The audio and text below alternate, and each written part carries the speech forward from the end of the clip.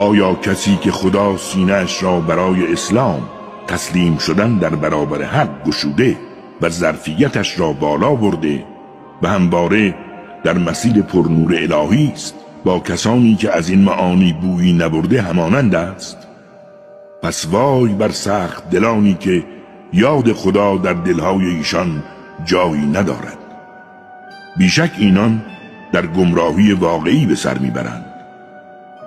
خدا بهترین سخن را نازل کرده است، کتابی که آیاتش از نظر عمق و زیبایی همانند یکدیگرند و مکرر شدند، کتابی که با شنیدن آن لرزه بر اندام کسانی که نسبت به خدا خاشع‌اند میافتد.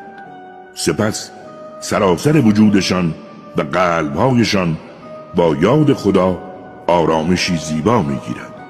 این همان هدایت الهی است که خدا هر که را صلاح بداند به آن راهنمون میسازد. و بدانید هر که را در گمراهی بگذارد هیچ هدایت کننده‌ای برایش وجود نخواهد داشت.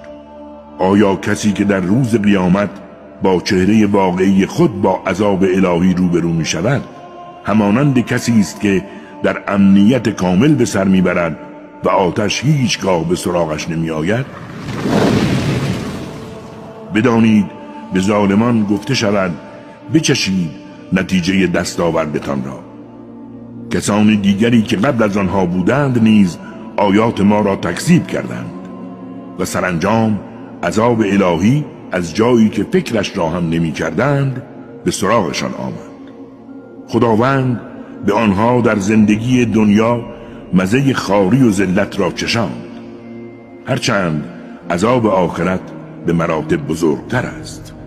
کاش این نکات را درک می کردند.